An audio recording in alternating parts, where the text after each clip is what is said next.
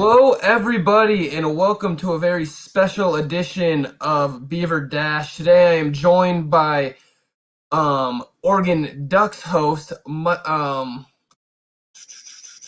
drawing a blank, Izzy LaRue. My bad, brother. Got you confused with co-host I had last time. Izzy, how you doing today? And why don't you introduce yourself to the people? Yeah, I'm doing good, Gus. I know you guys might hate me because I'm a duck, but hey, this is gonna be an open conversation. We're just gonna be talking about both teams, good and bad. And hey, I'm not biased at all. I go very hard on the Ducks, so you'll hear all my opinions and everything. And I also go hard on the Beavers too, just because it's a natural hatred for both sides. So let's get into it. Yeah. Well, hey, I'm right there with you. I appreciate it. I'm looking forward to a good open conversation, and I'm right there with you too. I hate the Ducks, but sometimes watching Beaver football makes me hate them more than any other team I could possibly hate. So here, let's jump right into the first topic, and it's about the rushing game. Obviously, I would say that's the biggest strength of the Beavers is our rushing attack, and that also is something for the Ducks that you guys have proven year over year to be a force out of the backfield. So let me just pose this question to you to start it off. Who has the advantage this week today in the rushing game? It's obviously Oregon State. It has to be Oregon State because they rely on the run game way more than Oregon has this year. And if you look at the stats, you see that some games Oregon goes more run heavy, but that's only because of the RPO offense that Joe Moorhead has, and that's when the quarterback has like 80, 90-yard rushing yard games. But usually Oregon likes to pass it more than Oregon State does. So Oregon State, their guy has almost 500 yards in 3 games, right? Yeah, So well, Jamar's been a beast. He's been literally the only bright spot in this season so far, and he's basically the reason that's worth watching the game at this point from a Beavers fan perspective because our quarterback Jibbia, our defense has been abysmal. It's been tough to watch. Jamar has been great. With that being said, you guys still are averaging 40 more yards per game basically than what we're averaging. Coming into today, the Ducks are averaging 208 yards on the ground per game. Well, the Beavers are averaging 165. What I did notice, however, when I was looking through the stats, obviously you guys have CJ Verdell, Travis Dye, a couple good backs out of the backfield, but you guys run a lot of stuff with Tyler Show, and he's the one running the ball a lot. How big of an impact do you think he has on the rushing game, and how key is he rushing the ball to your overall offense getting going? yeah, when he runs the ball, it keeps the defense on their toes because when you play against an RPO type of offense that Oregon has been doing this season, the D end has to be able to stop the quarterback. And if that D end isn't disciplined enough, back the whole entire time, even if it's the quarterback just doing a bootleg and doesn't have the ball with him, the D end has to follow the quarterback. And you see, especially in that first game, that Stanford game, their D ends were so undisciplined, and that made Tyler Shook look so good. And the more that pressure they get on the quarterback on the runs, it's going to make them harder for them to open up the playbook because once they get the quarterback's run game going, then he can throw over the top because you suck in the defense, you suck in the safeties because they're thinking run, run, run, and you pass it over top to Jalen Redd, to Micah Pittman, those great receivers. And Chuck, he loves to throw deep too. So when he gets the chance, he'll always take it. But yeah, Oregon State's D ends have to stay disciplined and have to think quarterback only. They can't get sucked into the run game, even though they should be making tackles in the run game, but they have to be thinking quarterback first, depending on what side he goes on the field. Yeah, it's very interesting because if you would have asked me at the beginning of the season, I had a lot more confidence that we could beat the Ducks, and we're going to get into our final score predictions and everything later on. But I was very confident in this matchup, particularly because the Beavers have one of the best linebacking cores in the Pac-12. At least they were supposed to. Hamilcar Rasheed Jr., he was projected to be a first-round pick, maybe a second-round pick, but maybe even sneaking up to that top 15. So far through 3 games, he really has not been that impressive. He has the most tackles he's had in the game is 3. He has no sacks this year. And a lot of that is because he's getting a lot of that extra pressure. But one thing, this could kind of be a game that saves his season because he is the guy we have on the edge. He's our best defensive player. Regardless of what the stats say, he is our best defensive player. And so for that reason, I am confident if he's going to be put in that RPO and have to make the read, I'd rather have it be him than anyone else. With that being said, your guys' offense is just so dynamic. I don't really know.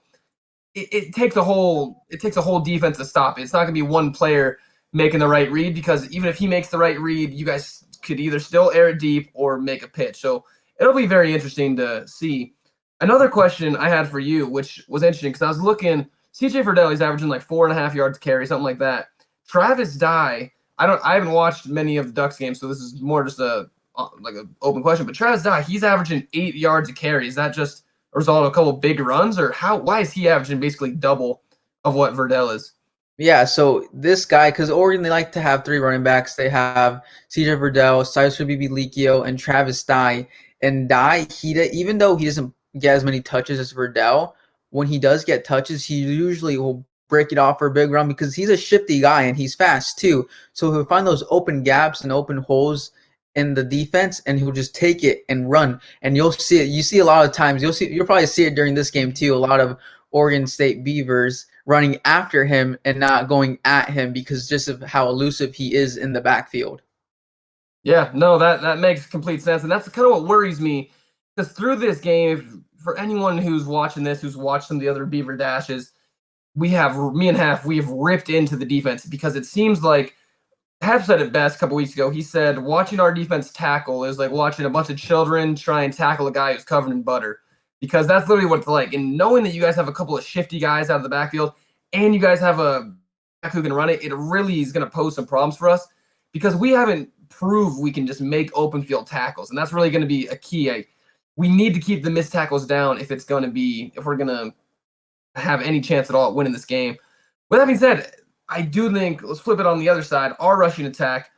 It's interesting because Jamar is such a great back that I think he's going to get his stats no matter what. He's probably going to be a second, third round draft pick this year.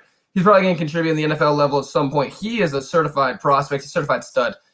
The thing is, we're very one-dimensional on the offensive side of the ball. It's kind of, you guys are going to know Jamar's running, and that's why, even though he's still putting up 150 yards a game, he should be putting up like 220, but it's just the defense is just stacking the box, basically daring us to run it, and we still do. Still puts up his stats, but it is a little bit worrisome. I'm not sure if you've looked into it at all, but the Ducks defense, they do kind of struggle against the rush, but do you expect that to continue given that OSU hasn't really proven to have a great passing attack this year?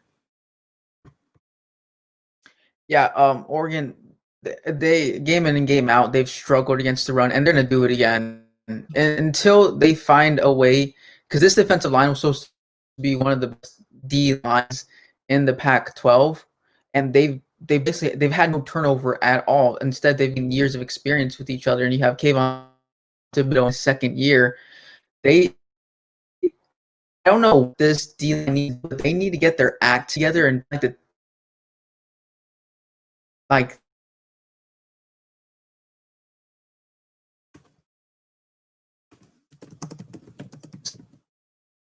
us to not, or even or has got.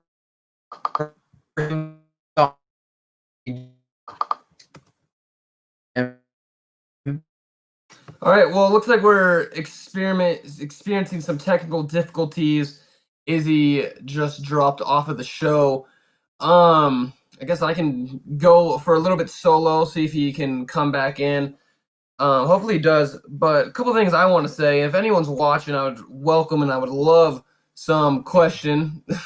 Tegan, I'm right there with you. That was some pretty solid analysis. I'm sure you were saying something great, just couldn't make it out due to some Wi-Fi issues. But with that being said, if anyone has any questions about the game, I'd love to talk about them. If you have any takes about the game, I know we got Tegan and Court in here. It looks like, I wonder, what are you guys predicting for the final score today? What do you guys think of the keys to the game? I think it should be interesting because the not look very impressive. Me and Hav were talking about this on an earlier show. Was basically, looks like we got him back in. Izzy, you back with us? Yeah. All right. Well, sounds good, man. We're gonna go ahead and switch on to the next topic that centers around the defensive side of the ball for each team. So, which team has the advantage defensively? And we've both kind of touched on this, but which team, I guess, can play less bad defensively, and who do you have more confidence in to actually stop the rushing attack of the other team? I mean, this game, Gus, if I'm gonna be honest, it's gonna be an offensive game. We're not gonna see really great defensive. Guys, it's going. They've been hearing throughout about how they haven't been able to defend the. They're gonna have to make a statement game, especially with only beating UCLA by 3 points last game. This is going to have to be a statement game in a rivalry game, too. They're going to have to show the country that they're about it, that they should be ranked higher in the college football rankings. Not at 15, they should be in the top 10 like they want to be, being undefeated so far. So their defense, especially the D-line and linebackers, because Noah Sewell, he's been phenomenal, but our D-line is the one that needs to step it up because our DBs, they've been doing their job, shutting down the pass, getting turnovers. But the D line, they need to make noise, and I want to see them make noise today. Yeah, that's it's very interesting because I think the thing is Oregon. Everyone, I mean, they're two touchdown favorites. Everyone thinks Oregon's going to come out here and stomp the Beavs, and I think largely they really need to do that. If you guys want any hope of getting to the college football playoff, which I know was your guys' goal coming into the season, you guys are going to.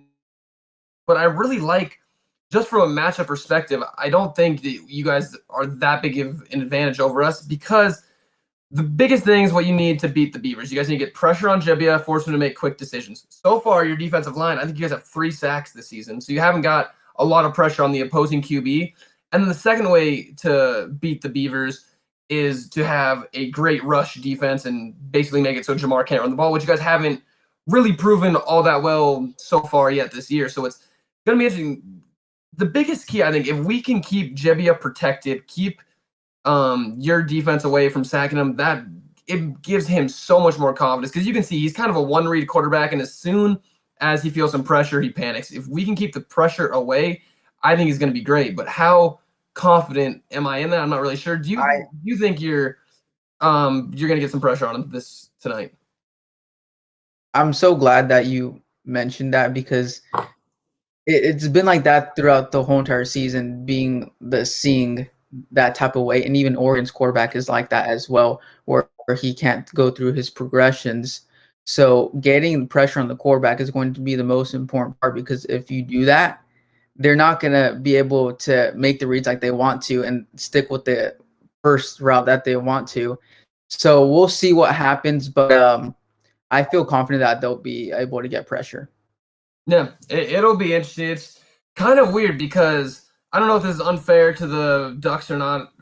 You know better than I do because I watched them, obviously, all their games this year. But it seemed like coming to this year, there were very high hopes, and probably in a lengthened season, like if we say it wasn't a COVID year, we're playing 11 games, then maybe this team would come into their own. They'd actually be a college football playoff team. Do you think that's still realistic? I know it's a little off topic from what we're talking about right now, but is that still realistic? Do you think you guys can prove that you're deserving of a Final Four spot basically in that college football playoff, or do you think that's kind of beyond your guys' reach now? Yeah, I've been saying that since even before the season started, that Oregon is the only team in the Pac-12 to get that college football playoff spot.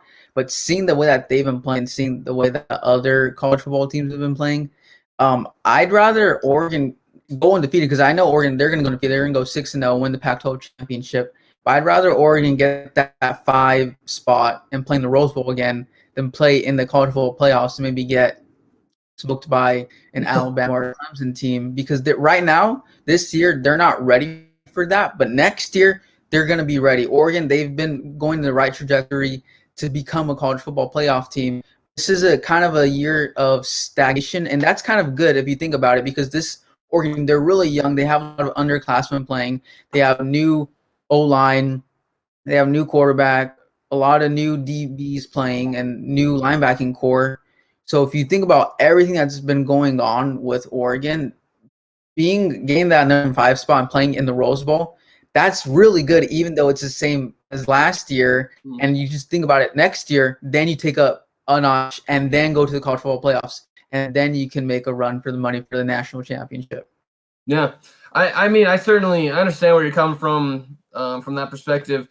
maybe speaking from a slightly naive perspective, since I've never been gone to a school with a team that actually can compete for a Rose Bowl or a Final Four spot. But it seems like to me it would be I'd rather get smoked in the college football playoff just rather than not make it. But that's just my opinion. It is interesting though the point you bring up about how you guys have such a young team, but it doesn't seem like you guys as a team or you guys at Duck Dash really use that as an excuse. You're still holding these guys accountable and expect them to perform. Is that kind of how you just attribute the culture of the Ducks? Because it's always just you guys need to win now, need to win, or is it just because they're so talented you don't really want to make the excuses for your young team?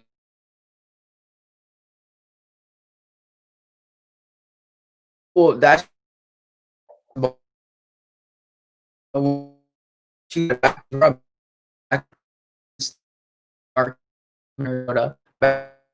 and now better every had coach nation back to back playing that and now go to the playoffs being that conversation.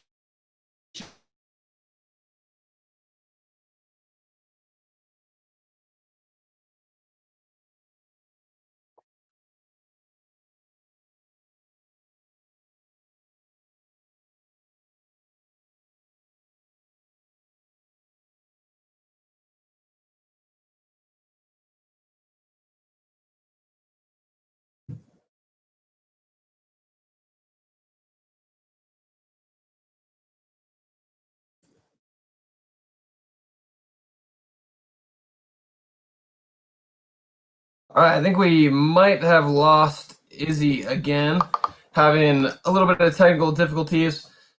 Fear not, I am here to run the show. It is a Beaver Dash anyway. It's a Friday in Corvallis. I know we're all excited for this game.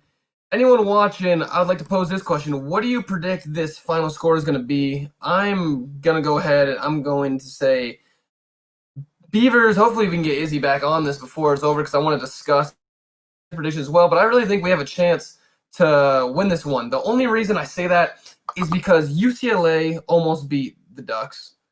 WSU basically dominated them for 2.5 quarters, and then the Stanford game, that was the first game of the season, whatever. But really, if Jamar can come out, run the ball, and if Jibia can play as well as he did against them last year, we have a legit shot.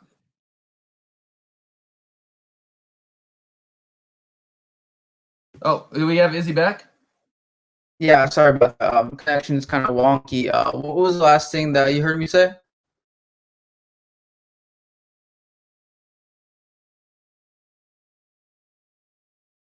Izzy, I think we got you again here. Hopefully we'll survive some technical difficulties and maintain you on here. But what I was just saying when you were gone, it is, I think it's a closer game than what the spread shows, just because the Beavers, obviously, a rivalry game. Rivalry games are normally always, and then also a lot of your guys' weaknesses, the rushing attack, your rush defense. A lot of you guys' weaknesses, like you're not the best against the rush defense, not the best at pressuring the quarterback. Those play right into our strengths, so it should be interesting. The last thing I want to point out in regards to this segment, and I think it'll lead us pretty nicely into our final one, is one thing I've been really impressed about your offense this year is your guys' third down conversion rate. You guys, I think, have like almost a 60% conversion rate. I think it's 57.8% or something, which is really off the charts. And when you look at the Beavers, that's been our weakness this year. Last week, Cal went 10 for 19 against us on third down. We just can't get guys off the field. What do you attribute that success to? Why are you guys so successful on third down?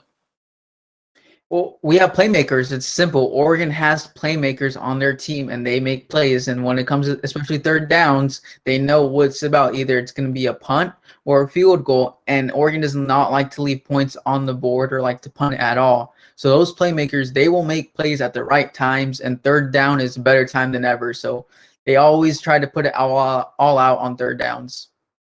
I like that. Well, here, let's go ahead. We'll go on to our last topic. And this is a fun one. In this last one, we can discuss what we think the final score predictions will be and what you think the keys to winning for each team will be. So, Izzy, I guess I'll ask you this. What are the keys for the Ducks to win this game?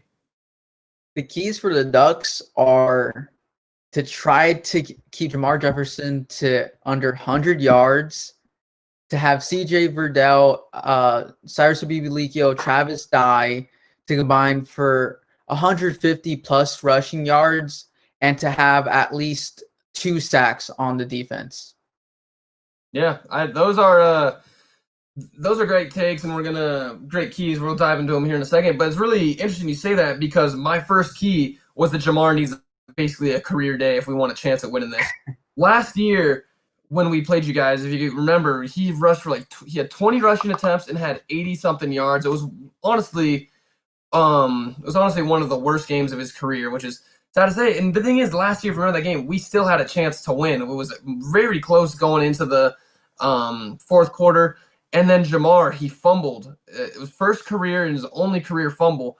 I know he has a bitter taste in his mouth. He's going to want to come out and prove that he can beat his rival. This is probably the last time that he's ever going to play the Ducks, given that he's probably going to declare for the draft this year. So I expect him to come out and have a big game. And if he does, we need him to have a big game if we even want a chance at winning this. The second one is something that I alluded to a second ago, but we need to get you guys off the field. It's unacceptable what we've done so far this season, allowing third down conversion rates for the other team over 50%, and you guys are basically around 60% in your conversion rate. So I really hope we can at least get that to 40% this game. If we can just get you guys off the field, start winning back some of that time of possession battle, that would be huge. It would really help us win. And then the last one is we need to put pressure on your guys' quarterback. So far, our linebacking core, they really didn't show up week 1 or 2. Week 3, they played a little bit better against a pretty deteriorated Cal team. We really need them. We need Hamilcar to step up. We need Avery Roberts to step up. We need our linebackers to get to your quarterback, and that's really the only way that we have a chance of beating you guys. Last week, you gave up 4 sacks to UCLA, so I expect that number. We need to get at least 3 if we want a chance, but we need to put constant pressure on Tyler Show all day. Yeah, and you should have no problem in doing that. Well, not the pressure, but he'll make a mistake. You guys should get at least 1 pick. He likes to throw in the middle of the field. Linebackers get at least 1 pick a game. So look forward to that. But I want to ask you a question. Do you think Jamar Jefferson can have a 1,000-yard rushing game in only 6 games? I don't know if he's going to have 1,000. The reason I don't think he'll get to 1,000. The reason for that is that through his first 2 seasons, he's kind of struggled with injuries. And so I know as a result, our coaching staff has intentionally not been just feeding the rock 30 times a game so far this season. If you look at, I think it was against UW, he only rushed it like 21 times. We're trying to keep his numbers a little bit lower. And then on top of that, I mean, he's almost 500 right now. He need to get like 700 more yards, or he need to get around like 600 more yards to get that 1,000 threshold, which is just going to really be tough considering we play the Ducks, we play Utah. We have a couple tough rushing defenses we're going to have to go against. With that being said, I really do think he could put up your key to put him underneath 100 rushing yards this game. I don't really see that happening, given the fact you guys gave up 5 yards to carry to Stanford, 6.6 to Washington, and then right around 5 again to UCLA. And I really honestly think I'm trying to pull back my optimism, but I really think the Beavers have one of the best rushing attacks in the entire Pac-12. If you guys are giving up 5+ yards a carry to UCLA and Stanford and then Washington State, I really think there's a good chance that Jamar could average 6 yards a carry. And then hopefully he ends up around 150 yards, a couple touchdowns, and that puts us in a great position to win this game. Yeah, and I want to ask you something too. How confident do you feel like your quarterback can get your guys' receivers going? Because I know sometimes you'll have like a player here, 2 there.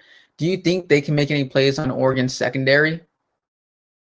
So the short answer is no. I have no confidence in Jebia. And the reason for that is last week against Cal, Jamar, every time he handed the ball, he was getting 5 yards a carry. He had like an 8.8 yards per carry last game. And they were stacking the box against him, and he would still get 6-7 yards a carry every single time he touched it, basically. Jebia, they were daring Jebia to throw the ball. They were putting all of our receivers in single coverage and daring him to throw it. And he still was not making the throws. He feels pressure too quick. He doesn't go through his reads. He made 1 really good throw last week against Cal, which was like a 44-yard touchdown pass, and it came off a play action where Jamar sucked the whole defense in. That was the one time. That was his 1 really good throw. So I'd say the short answer is no, But since I'm a very optimistic fan, I do have a glimmer of hope, and that glimmer of hope is given how we did against you guys last year. Because if you remember, Jake Luton, he got hurt for the game against you guys last year, and it was Tristan Jibbia's first career start.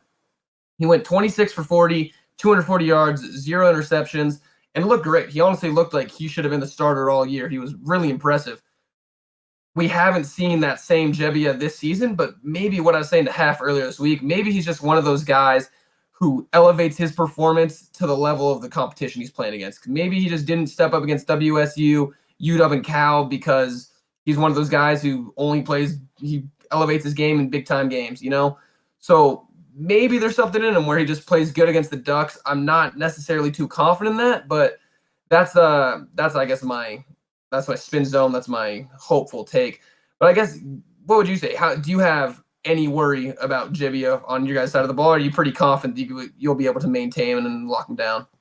Yeah, I'm pretty confident. Oregon's DBs, they've been getting better every year. I know our defensive coordinator, he's made sure that the new recruits, they learn from the older, like the juniors and seniors, in which they have been. And then you have Diamando Lanier, who stayed on, and now he gets to kind of lead these younger DBs. So it's nice to see them still making plays and everything. So I think we'll have no problems to upping your guys' pass game. The only problem that we'll have is the run game, which it's going to be really interesting to see how Oregon stops it and how you guys try to stop our run game too. I mean, it's going to be a really fun game. I'm expecting huge plays from both sides, but again, I'm expecting an Oregon win just because Oregon, this has to be a statement game for them. They have to win by more than 2 touchdowns to redeem themselves from that just barely beating UCLA. So this has to be a statement game for Oregon. Yeah, Izzy, on that note, what is your final score prediction for this game? Final score. Well, I'm going to say 42-21. 42-21. See, I completely understand. I understand the rationale. Oregon needs to come out. They need to have a big game. It's kind of a season-saving game either way it goes because they need to have a big game if they want a chance. With that being said, for the things I've laid out, I think Jamar is due for a big game. If you guys have allowed the second most rush yards in the Pac-12, and now you're facing Jamar, who's one of the best running backs in the entire nation, in my opinion, I think he's going to come out. He's going to have a great game. I have faith in Jibbia. He's somehow going to have a repeat performance of what he did last year. And I love the fact that the most important player for our defense this game is going to have to be Hamilcar Rashed Jr. because he's going to be put in that RPO basically every single play. And I love that because I have so much confidence in him. For that reason, I really think we're going to pull up the upset. I think we're going to win this game 31-28. And even if we don't win this game, I have no doubt we're covering that spread. I really don't think you guys are going to win this by more than 2 scores as much as you need to. But with that being said, Izzy, this I think are just about at time. I really appreciate you coming on. Everyone who's watching, sorry for the technical difficulties. I hope you enjoyed the analysis and everything. Izzy, I really enjoyed the conversation. Thank you very much for tuning in. Yeah, thanks for having me on. And I want to say thanks to